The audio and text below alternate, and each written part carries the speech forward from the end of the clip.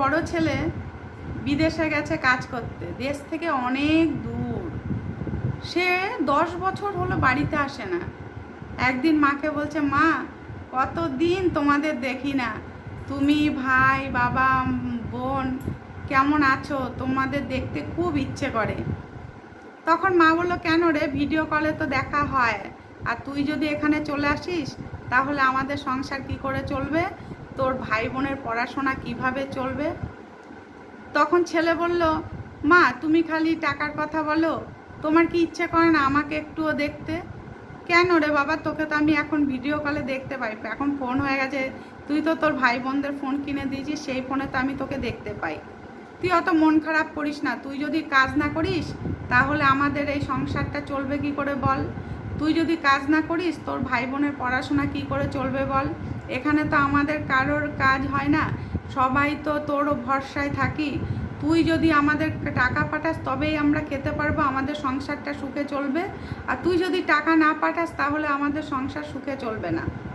তখন ছেলে মনে মনে ভাবলো, আমার মাটা এমন হয়ে গেছে, মাও টাকার কাঙাল হয়ে গেছে, যে আমার কথা একবারও ভাবলো না। আমি কত কষ্ট পাচ্ছি, মা একবারও ভাবলো না। 10টা বছর হয়ে গেল আমি বাড়িতে যাই না, দেশে যাই না, দেশে কি আমার একটু ইচ্ছা করে না যেতে? মাও এরকম হয়ে গেল। অন্যান্য সবার কথা আমি বাদ দিলাম, মা তো একবার বলতে পারে, বাবা তোকে কতদিন দেখি না, তুই আয়। সব কিছু টাকার সঙ্গে সম্পর্ক। আজকে আমার বয়স আজকে 40 বছর হয়ে গেল, মা একবারও বলে না তোর বিয়ে দেওয়ার দরকার, তোর জন্য মেয়ে দেখি, বিয়ে করা, বিয়ে কর। কই, মা তো একবারও এসব কথা বলে না।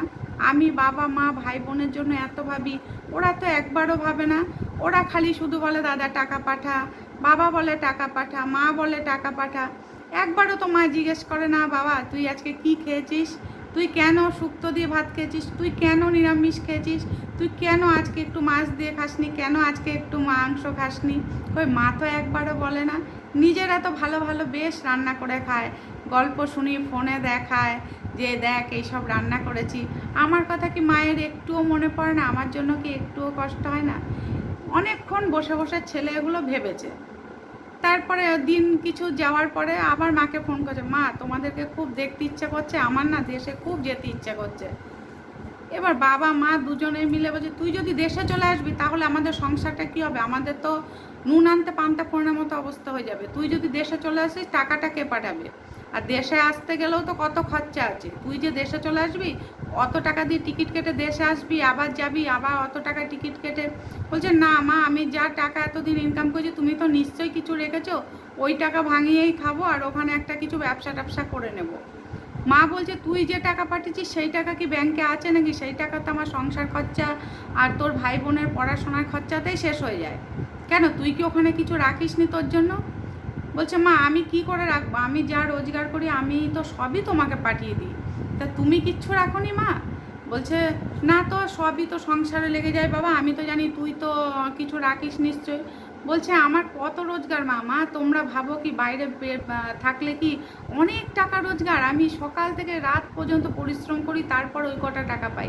আমার নিজের খাওয়া খরচা রেখে সমস্ত টাকা আমি তোমার কাছে পাঠিয়ে দিই। তা তুমি একবারও আমার কথা ভাবলে না, আমার ভবিষ্যৎটা ভাবলে না? শুধু ভাই বোনদের পড়াশোনা করাচ্ছ, আমি তো পড়াশোনাটাও শেষ করতে পারলাম না শুধু তোমাদের রোজগার নেই বলে। ছোট্টবেলায় চলে এসেছি সেই বিদেশে কাজ করতে। মিস্ত্রির কাজ কত কষ্টের কাজ জানো মা? সারাটা দিন এই রোদের মধ্যে আমাকে কাজ করতে হয়, তারপরে তোমাকে পাঠায়। তুমি একবারও আমার কথা ভাবলে না, একটা পয়সা আমার জন্য রাখলে না?